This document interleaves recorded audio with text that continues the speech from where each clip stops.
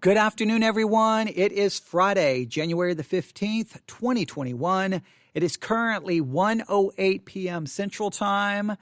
And for this episode, this is going to be an attempt to kind of introduce a discussion about a subject that a listener emailed me about. And I've always said that if you email me, then you really kind of drive the episode. You kind of drive the train. You fly the plane, whatever illustration we want to use. You, in a sense, take over, because if you want to hear me talk about it, if you want a discussion about it, if you want to study about it, then I will do everything in my power to accommodate your request, because I don't make this show for me. I make it for you. So I was very thankful for this question, because it's something I should have been focused on, and I haven't been focused on because I've been looking at so much about what is going on. And of course, one of the things I continue to do is to try to make sure that we keep our focus on Scripture. I've been doing Bible studies. We've been doing studying a Greek word, at different times, the Greek word of the day. We've been looking at the book, The Imitation of Christ. We started working on the Christian in Complete Armor. Been doing Bible study exercises. I started working again on the Bible Institute. There's just so much we've been trying to do to keep our focus in the Bible, but at the same time, we have to address what is happening in the world around us and trying to do it from a biblical, thoughtful, theological perspective. The whole point of this podcast is to make theology central to, our worldview. We need to look at everything from a theological perspective. And so here's what we're going to try to do here. I'm designing this episode in a very specific way. I'm designing this episode in a way that kind of invites you to be with me as we try to just examine a lot of the information that's out there and then just discuss it. I could have done this more like, hey guys, here's how you need to think. What I want you to do is just see first how much information is floating around from so many different perspectives, and then we're just going to kind of work through it. I doubt this will be, there's no way we're going to be able to accomplish everything I want in this episode. So we're definitely going to have to talk about this again, maybe tomorrow, maybe Sunday, maybe next week. I don't know. We'll see. We'll see what the reaction is to this. But let me kind of set it up this way. We are right here now at the end of Trump's presidency, and we're getting ready to go into a new administration. Biden's going to be sworn in, and as he takes over, we need to kind of look forward to what things could happen and what they could mean to the Christian church. And one very important issue that the church is going to have to deal with is the Equality Act. From everything I know right now, it appears that Joe Biden has decided and has pretty much promised that one of the things he will try to do is get the Equality Act passed within his first 100 days. Now, if that happens, what does it mean for your church? What does it mean for my church? And how should we prepare? What should we start doing now? How should we start thinking about this subject? I am glad the person asked this question. I'm going to do my best. And I'm not going to try to just immediately tell you what I think. We're just going to go through the information. So I've got article after article after article here about the Equality Act. Now, some of these articles were written back in 2019 because that's when everyone was really talking about the Equality Act.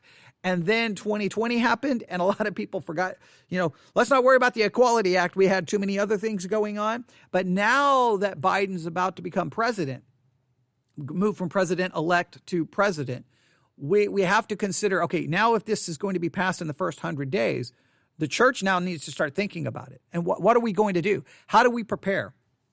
What can we do to protect ourselves? Do we need to even worry about it? I've got articles here saying that all of the fear amongst the religious, among the religious people, the religious groups about the Equality Act is overblown, it's hyperbole, it's exaggerated, and that there is no real threat. We're going to have to see if there's a threat or not a threat, but we'll have to work our way through this. I'm going to throw out some basic principles, and we'll see. Hopefully, I can accomplish something here. All right. So let's just start with the basic, the Equality Act. All right. Here's basic information. The Equality Act is a bill in the United States Congress that, if passed, would amend the Civil Rights Act to prohibit discrimination on the basis listen, are you ready? On the basis of sexual orientation and gender identity. Now let's go through this again. The Equality Act is a bill in the United States Congress that, if passed, would amend the Civil Rights Act to prohibit discrimination on the basis of sexual orientation and gender identity. So you cannot discriminate against anyone if this bill is passed on the basis of sexual orientation or gender identity. Here are the areas in which you cannot discriminate. Number 1, employment. Number 2, housing. Number 3, public accommodations. That would be like restrooms, locker rooms. Number 4, public education. Please note, public education. Number 5, federal funding. And number 6, and the jury system. All right, so this is designed to stop discrimination on the basis of sexual orientation and gender identity. All right, so let's consider how this could work for a church, When it comes to employment, let's just stop right there. Let's stop right there. There is concern.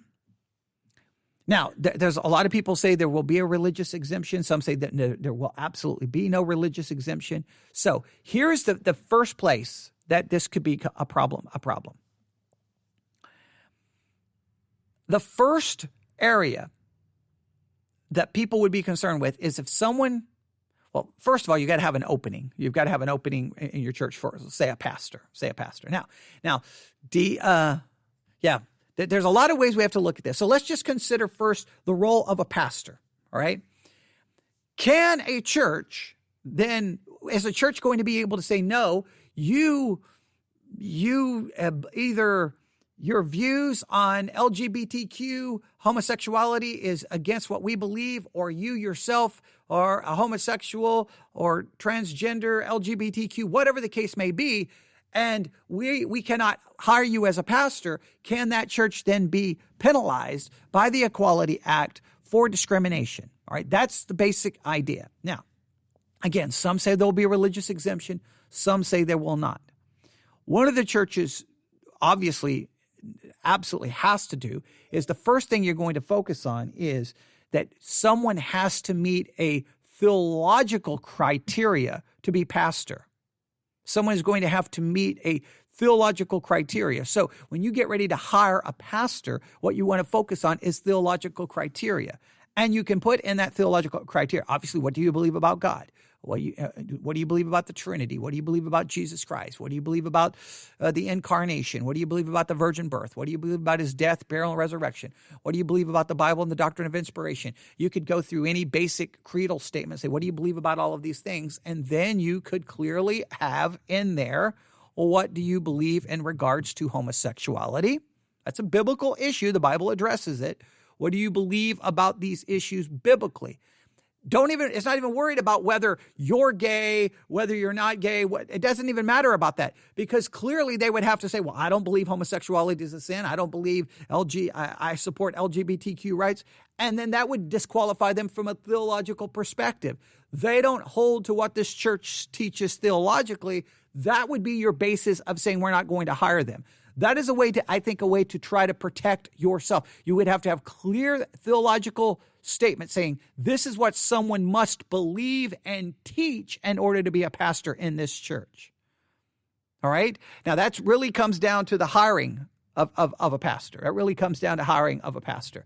And you don't have to make it a big public thing. It's just if someone comes to your church to hire them, then this is what you would, if you get, hey, you're putting out applications for a pastor, you're making a call that we need a pastor. When you start getting, people coming to you saying, okay, I would like to, put myself in to become the pastor of your church, then you could test them that way. Now, if they completely lie to you, well, then obviously then that would be grounds for them to be, terminated and be removed as pastor because they lied on the questions in regards to their theological beliefs. I've seen at least, I've only been the pastor of one church. I was asked very few theological questions. Very few. It was disturbing. It was frightening how few theological questions I was even asked. It was really just like, I don't even remember. There was very few questions even asked, and it was kind of concerning. So that I think churches need to because a lot of times what happens is the pulpit search committee, a lot of times is made up of lay people who sometimes I don't really know if they're even worried about the theology of the pastor. I think they're more worried like, what are you going to do with the teenagers? And what are you going to do here? And we going to, like all this kind of stuff. So I think that's one way to get around it, because that's going to be the one area of employment that we would be concerned about. I think that's a possible way to protect it. And I'm just saying that I'm going with the idea that there's no religious exemption. No exception, no exemption for for churches. I'm just going to go with that theory. If that's the case, then that's one way you can protect yourself. Look, we didn't hire that person, had nothing to do with homosexuality, LGBTQ, has something to do, they didn't meet the theological standards, this church, they didn't believe what we say you have to believe in order to preach here, and it's our church, so we can do that, all right? I think that's very important, all right? Number two, this is very important. Many churches walk this fine line between a church and a business, right? Let me give you an example. There are some churches who literally, they have a staff and they hire people for all kinds of jobs. Like, for example, some churches have a daycare. Now, it's supposed to be like a business, but they run it as a daycare. And if you want your child to be able to go to get daycare there, you have to pay $300, $400, $500, whatever it is, some crazy amount a month. And then they hire people to work in that nursery. They work there. Okay, well, now this becomes very much like a business. Like you're charging people for a service. They have to pay you, and now you're hiring people. Now when you start operating as a business, you set yourself up. You set yourself up for these kinds of rules being enforced upon you, because now, are you a church or a business? Are you a church or a business? That's where churches always get themselves in trouble. Churches do a lot of things to me that are very business-minded, right? Like, hey, you want to we'll rent out our building for weddings. You need a wedding? We'll rent out our building. Well, okay, if you're going to rent out your building for a wedding, well, guess what? Then you're working as a business. So then you can't turn around, well, no wedding for you, no wedding for you. Nope. We have rules on who can get married here. Okay, well, wait a minute. Now it looks like you're discriminating against certain people for certain things. That's where you get yourself in trouble. Don't rent out your building. You're a church. Be a church, not rental property. Don't do that. Don't do that. And if you're going to run your church like a business and you're hiring people, guess what? You get yourself in trouble. I know churches around here, big churches, who they hire people to watch their nursery. It's not members of the church volunteering for the nursery. No, they hire people who don't go to church to work in the nursery at the church. Well, guess what? Now you're hiring them as a job. Now you can get yourself in very difficult situations for these policies being handed down. Now, hey, you can't discriminate against that person wants to work in the nursery. You can't discriminate them because of their sexual identity, because of their gender, because you can't do that, because you're operating as a business. As a business, you've got to look at everything your church is doing and see if it's first with the pastor needs to be clear theological guidelines. Here's what you have to believe and teach, or you cannot be the pastor in this church. Those need to be very well thought out and articulated. Having a good creedal statement.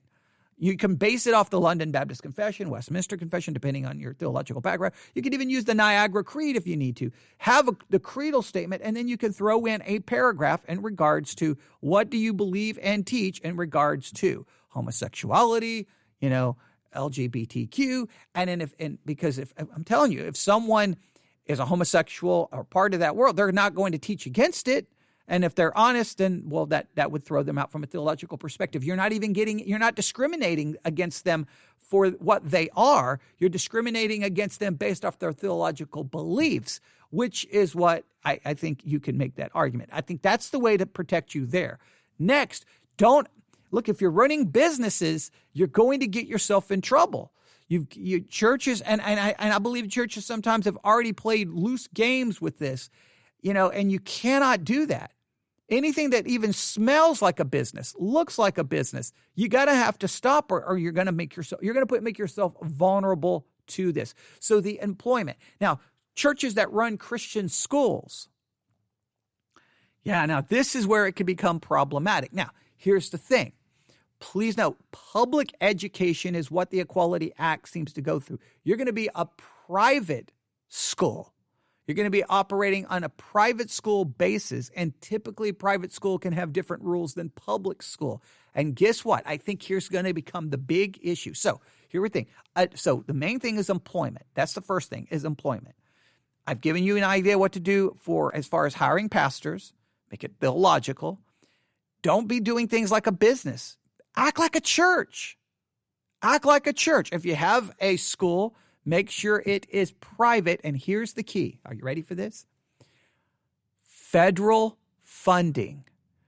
Don't take money from the federal government. Don't take money from the federal government. When churches started taking all of this federal money because of COVID-19 and the PPP loans, the Paycheck Protection Program loans, that's money coming from the federal government. When you start doing that, you put yourself vulnerable for then the federal government to say, hey, you're federally funded. You're taking money from the federal government. Now you've got to follow certain federal rules. And you've got a lot of churches out there who this is the way they played the game. We want your money, but now we don't want to follow any of the rules about mask or social distancing. Well, whoa. You took money from the federal government. So you've got to be very careful. Federal funding is going to be, I think, the critical key in this. You've got to avoid federal funding. You've got to avoid federal funding. You've got to avoid federal funding.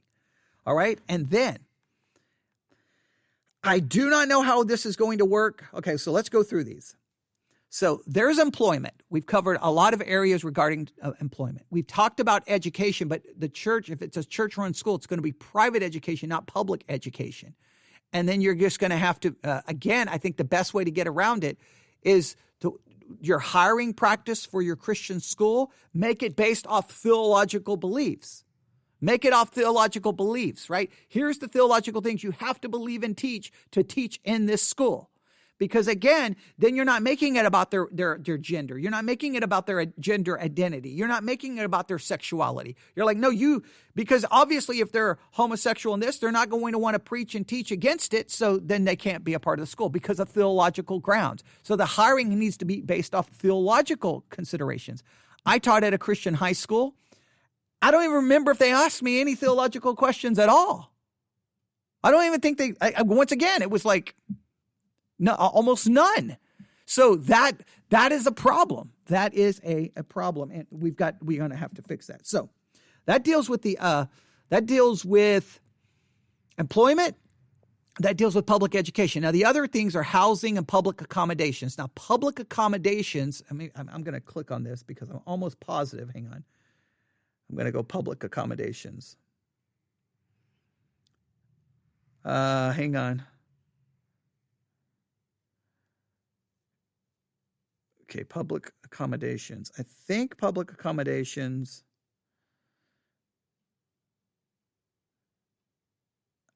I'm looking exactly what this is referring to. Facilities, both public and private. All right, used by the public. So public accommodations. I think this is going to ultimately go to bathrooms and going to go to locker rooms. Now, most churches obviously have bathrooms. Now, I think there may be a religious exemption here. Here's the way I think you could possibly work this. I think there's a way you could possibly work this. I don't know if you've seen these sometimes in restaurants. You'll have the men's bathroom. You'll have, and that'll be like a larger public bathroom where multiple people can go in, and there's stalls, right? A men's bathroom, a ladies' bathroom, female bathroom, again, larger bathroom. And then sometimes it'll be like a single person bathroom with just, one stall. And it will have on the door a picture of male or female. In other words, anyone can use this bathroom, but it's limited to only one person. It's only limited to one person. Now, I don't know, that may be a way the church could possibly, if this was, and again, I'm going with worst case scenario. I'm just going with worst case scenario. This is possibly a way around it, right? You have a male and female bathroom, boom, right? And then you have this bathroom that is for anyone. Anyone can use it, and it's private. It's one stall, one sink. It's got all the accommodation, so there's an accommodation, but anyone can use it. Anyone can use it. It's not gender specific. It's not gender specific. I think that's a way to possibly, there's an accommodation. Now, I don't know if that would meet the rules, but that is something a church may have to prepare to do. Create a bathroom where someone say, well, that's compromising. No, it's not. It's just saying, here's a bathroom anyone can use. It's a private place anyone can use. But at the same time, you're protecting anyone who's using the men's bathroom or the female bathroom, because guess what? There you have it. Now, in our church is small, so our bathrooms only have we have two bathrooms, but there's only one stall in each, one sink, one stall. So when someone goes in, they lock the door because they go in by themselves. So that obviously there's no issue. We don't have them labeled men's and women's, male or female, because anyone can use either one. So we would not have a problem. But larger churches, you can't. You've got to have larger facilities to accommodate everyone. So I'm saying have that. I've even seen it in movie theaters. You have a big bathroom for the man, big bathroom for the woman, and then here's this bathroom. Basically, it's just one stall, and it has on the little sign a picture of a male and a female. In other words, anybody can use this one, but it's just one stall. No, you don't have multiple people in there. So it's making an accommodation.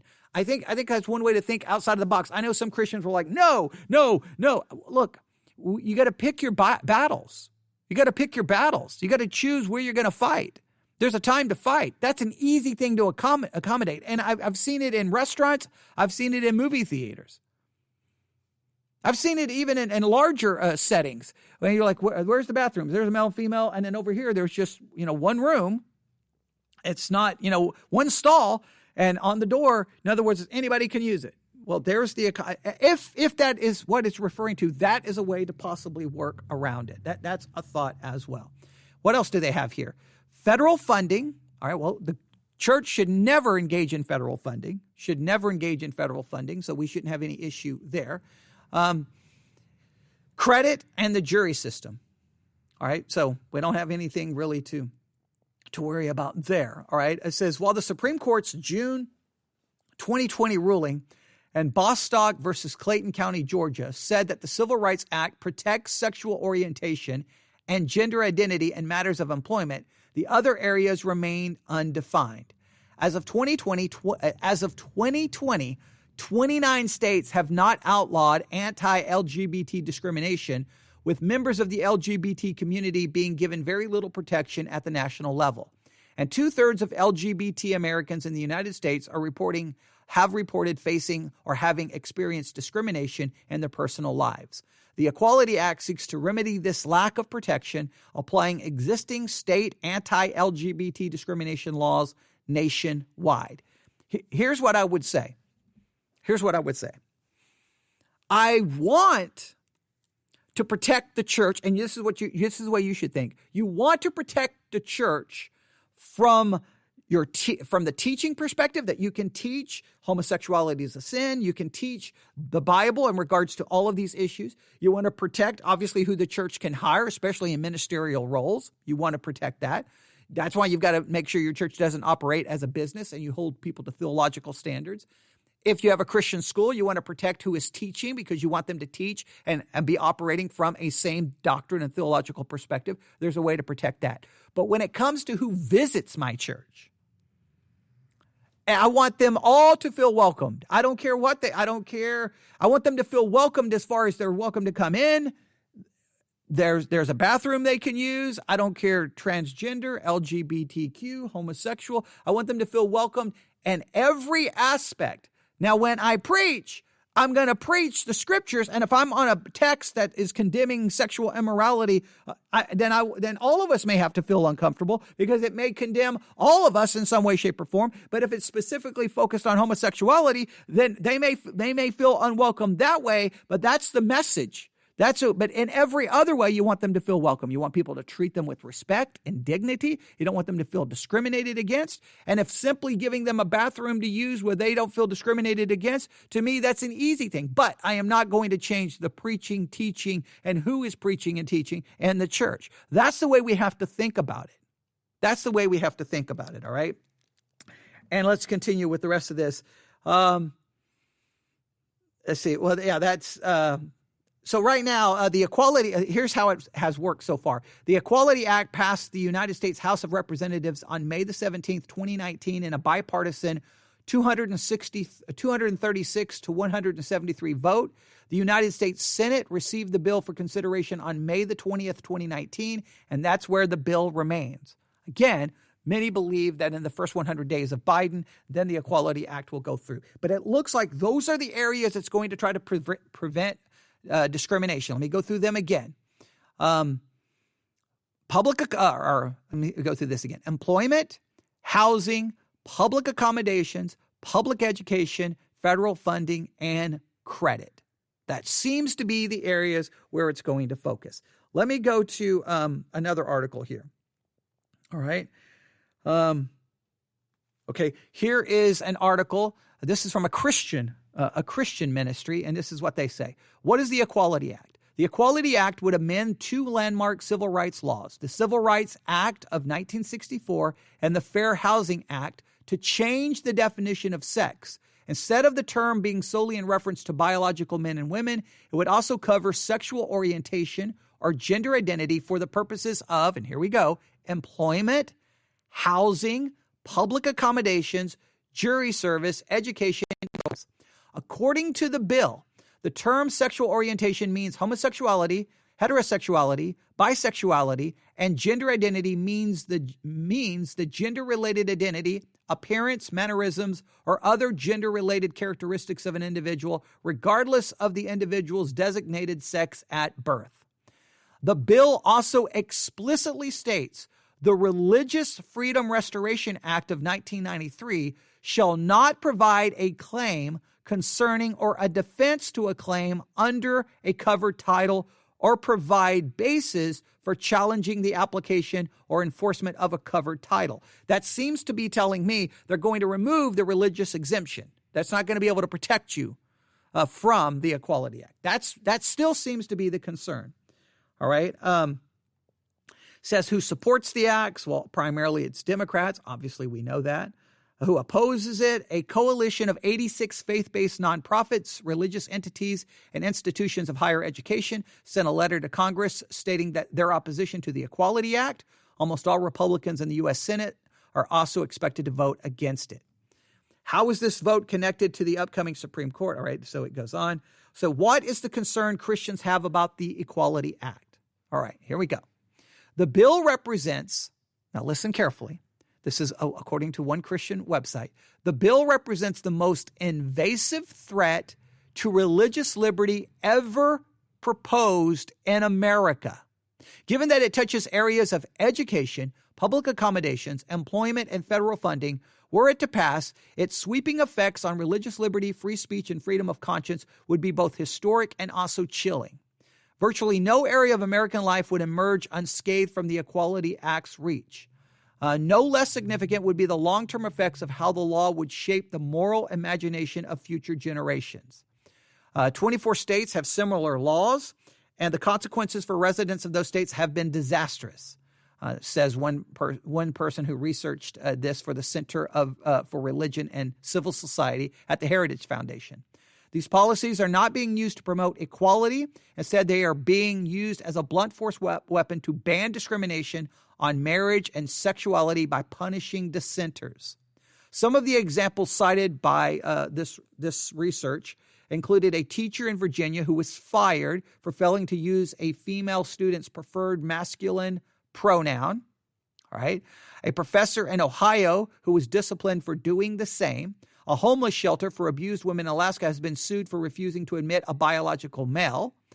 And now there things get crazy. And in Illinois, California, and Vermont, foster parents are expected to provide children suffering from gender dysphoria with transition-affirming therapies over parents' medical or moral objections. Even every human being ought to be treated with dignity, but placing sexual orientation and gender identity as protected classes in this kind of legislation would have harmful consequences. Right? The legislation would make the situation worse in this country, both in terms of religious freedom and in terms of finding ways for Americans who disagree to work together for the common good. All right, so they didn't really give specific examples how it impacts churches, but the examples they gave were a teacher in Virginia, I'm assuming at a public school. I believe it's a public school. Let me look here if I have the article.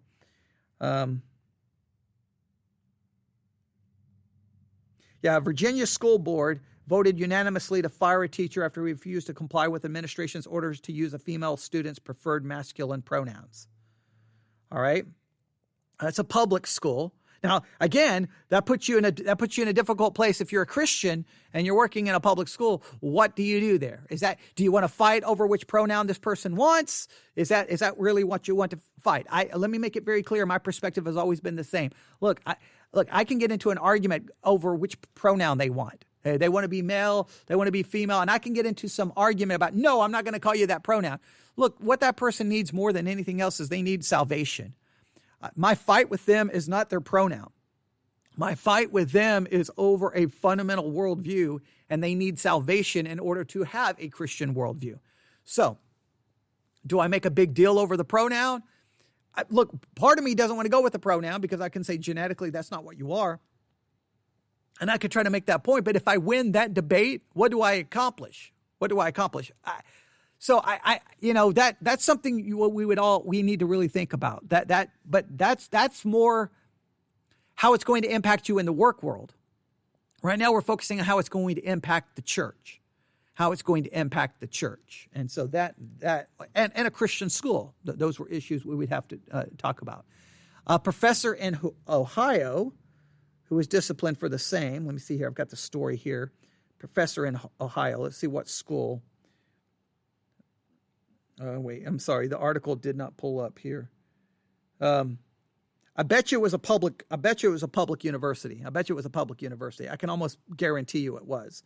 All right. Then that homeless shelter for abused women in Alaska had been sued for refusing to admit a biological male.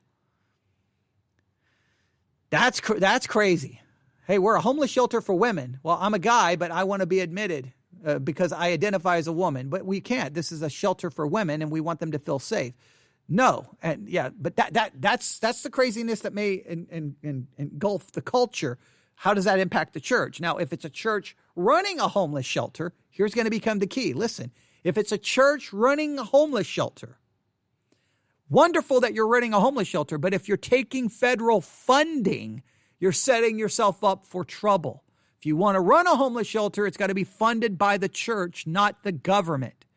Again, a lot of religious organizations who want to help people, they also want to get money from the federal government.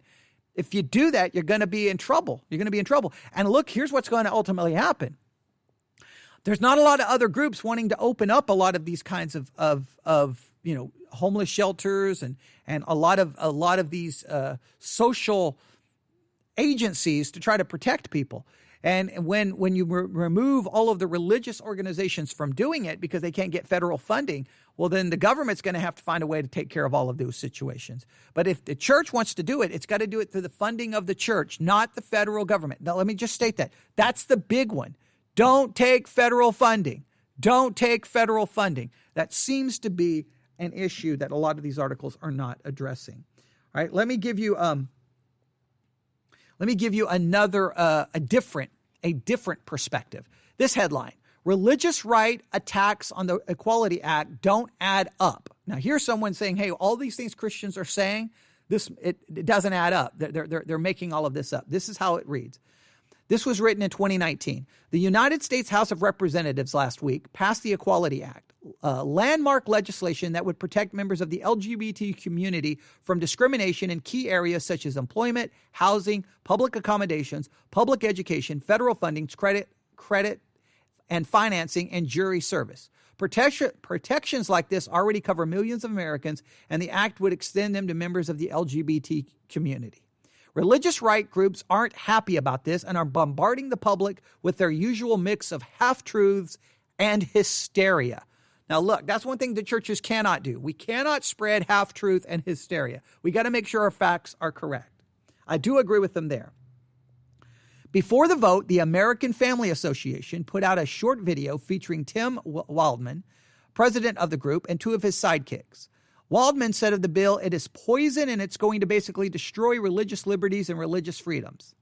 Waldman also claimed falsely that the bill contains no exemptions for the house of worship. This is disingenuous. The Equality Act would build upon the Civil Rights Act of 1964, which already includes protections and exemptions for houses of worship. So this seems to say that there are exemptions. The other articles seem to imply that there isn't a religious exemption. This is something we're going to have to pay close attention to. They said over at the Family Research Council, a senior legislative assistant for the group asserts that the Equality Act would massively overhaul our federal civil rights framework in order to mandate special privileges in the private sector for sexual orientation and gender identity, and insists that the bill undercuts our foundational freedoms of religion. Waddell called the bill, that's the name of the individual, Beth Waddell, called the bill the Inequality Act. These right-wingers are so clever. This clearly comes from the left, but I want you to hear both perspectives. Sorry, Family Research Center, but being free from discrimination is hardly a special privilege. In fact, the bill merely adds sexual orientation and gender identity to a list of protected classes that already exist in the Civil Rights Act. I'll say it again. The act would give LGBTQ people the same protections that many other Americans take for granted. Focus on the Family frames its objection to the act specifically in religious terms. Christians believe what Genesis describes and Jesus taught. God created two types of humans, male and female. And this is from Focus on the Family. The group goes on to insist, we understand that Christian teaching about marriage has profound spiritual significance as the husband and wife relationship reflects the relationship between Christ and his church. The Equality Act would teach that Christian thinking about male and female differences, marriage, parenting, family, and sexuality are rooted in prejudice rather than in years of wisdom, reason, and biblical exegesis. In other words, now this is how they frame it, Focus on the Family is saying that the government shouldn't pass the Equality Act because it offends Focus on the Family's narrow interpretation of Christianity. That might fly in a theocracy, but not in a secular republic like the United States. Now, there I agree with them. Look, Christians always want every policy to reflect Christianity. That's not the way it works. That's not the way. What we should want is I want the freedom to preach Christianity. That's what I want. Just give me the freedom to preach the truth. And I believe God's word is powerful, sharper than any two-edged sword, and that God can convert sinners and save them no matter what the laws of the land may be at a time. I just want the freedom to speak it. That's what I want, the freedom to speak it and teach it. An attorney for the Alliance of Defending Freedom asserted that the Equality Act would also force Americans to participate in events and speak messages that violate their core beliefs, all in the name of an equality that tolerates no dissenters. Now, this is their response to that. Actually, what the act would do in part is make it clear that the owner of businesses are expected to serve the entire public. Hardly a radical notion. We are long past the days when a restaurant, hotel, or store could just refuse to serve people on the basis of race or religion. Now it's time to extend those protections to members of the LGBT community as well. So what they're saying is this is focused on businesses. Remember what I said? Churches don't act like a business. And that business can't discriminate. Now, I'm all for that. Look, I think it's ridiculous to be a Christian business. I really do. You're a business. You provide a service. You want to provide that service to as many people as possible in order to, therefore you can make money and you can pay your employees and you can expand and you can grow. I don't understand a business that says, look, hey, we sell bottled water. We sell bottled water, but we're not going to sell bottled water to homosexuals. Okay, well, so now you're going to have a moral clause on who you sell your water to? How about fornicators? Going to sell bottled water to fornicators? How about adulterers? Going to sell it to adulterers? How about liars? Going to sell it to liars? How about people who gossip, slander? How about people who look at porn?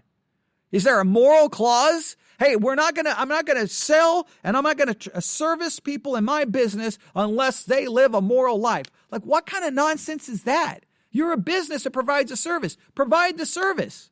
Give good customer service in a ethical way and demonstrate your godliness by how ethically you run your business. I just don't understand that mindset. Hey, nope. We make cakes for adulterers, fornicators, liars, cheat, porn, people who love porn, but we do not make cakes for people who are homosexuals. Like, where do you draw the line? You just choose some weird moral line to draw it. And I understand how that a lot of people will disagree with me. I just don't get the mindset. Like you're a business. If you're a business, you can't discriminate people on race or religion. Then don't discriminate people based off their morality. You don't check, hey, I need to see a moral ID to see that you've been certified as a moral person. Everyone who walks through your door is a sinner with a depraved nature who's probably done things you have no idea or want to know. But, I can tell they're homosexual. Now I can't serve them. It just seems crazy. So I think that's the wrong battle. I think Christians hurt themselves when we fight those kinds of battles. Franklin Graham, James Dobson, and other religious right leaders sent a letter to House and Senate leaders arguing not only is it incompatible with the Word of God and the historic teaching of the church, but the Equality Act is riddled with threats to religious liberty and the sanctity of human life. The problem with that is Congress isn't supposed to legislate based on what Graham and Dobson believe is God's word or historic church teaching. That is true. Congress is not supposed to make their decisions based on what we believe the word of God says. In fact, many religious leaders disagree with the act. Many religious leaders disagree with the act violates God's word and have called for the passage of the legislation. So some Christians obviously believe it doesn't violate it. So that's when the world sees that and it's like, hey, you Christians, you can't even agree with one another, so why fight us? And there's a good point there.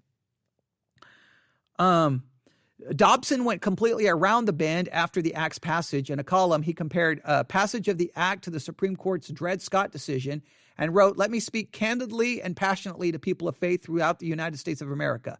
We must not remain silent. As our historic liberties are gutted by Democrats and their friends in the LGBT movement, they will enslave us if they prevail." That's pretty exaggerated language there. What we're seeing is a familiar pattern. Every time we try to expand rights in this country, reactionary religious right organizations start screaming that the sky is falling and make outrageous claims. Remember how they insisted that if the marriage equality became the law of the land, religious leaders would be forced to officiate at same-sex weddings? The Supreme Court upheld marriage equality in 2015, and how many times has that happened? 0. The Equality Act is designed to ensure that no one is treated like a second-class citizen because of someone else's religion. It would put a stop to discrimination in many cases while leaving religious freedom intact. You can learn more about the act and what it would really do and why Americans United supports it. So there you go. That's a different perspective. Again, the simple way churches can always protect themselves, let me state it again. It's very simple. Don't run yourself like a business. Act like a church. Make your hiring practices based off theological beliefs and what you're going to teach and preach theologically. That's an easy way to avoid a lot of problems. If it's going to come down to a bathroom issue, just make a bathroom for anybody to use and just make it one stall. Then everyone's protected, right? Person goes in, locks the door. They're protected. They're by themselves. Then they leave. There you go. Keep it protected. The other bathrooms, male and female, if you have a large bathroom with multiple stalls, that's an easy solution. And It's just simple. It's just simple. Do not take federal funding.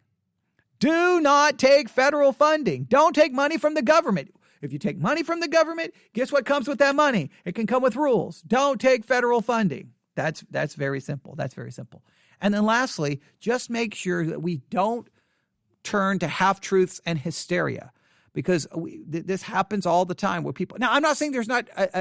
Look, this is just something you're going to have to realize. As the culture moves further and further away from Christianity, religious liberty can always be threatened because the world becomes more and more intolerant to religious views. And we just have to be prepared for that. But we just have to, what we want to do, all we want is to have the freedom to preach and speak what we believe. That's what we want.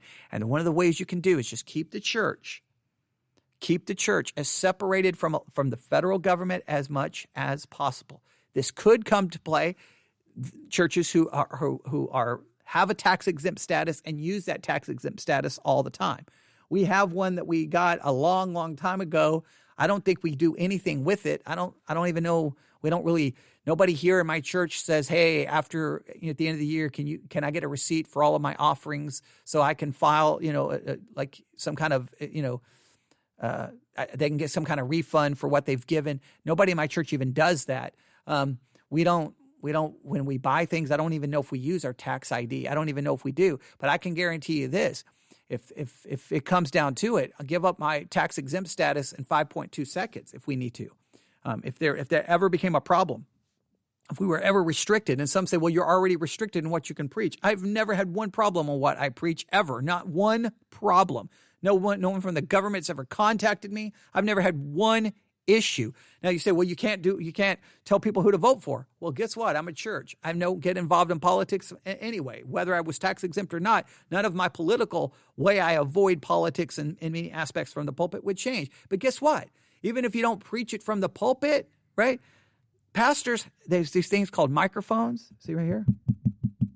They can create a podcast. See this microphone? And guess what they can do? They can turn on the microphone and they can talk about whatever they want as long as they don't violate certain rules that their podcasting platform holds to. So still ways to get your message out. But all right, there you go. There's a lot of information about the Equality Act. I don't know. I'm not super concerned yet, but we'll see how it plays itself out. I'm not concerned. Let me state it this way. I'm not concerned for me. My church is in the middle of nowhere, Texas. All right. We're not going to have any issues. Really, there's nothing that this is going to come at us that could impact us in any meaningful way. Big churches and big cities, especially big denominational structures where you have, you hire people for this, and you hire people for this, and almost the denomination almost operates like a business in some ways, and especially big churches that basically do a lot of things like a business.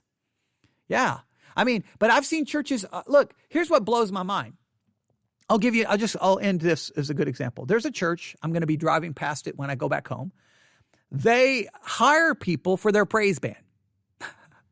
Right? Because they want the best praise band they can get, right? Their praise and worship band.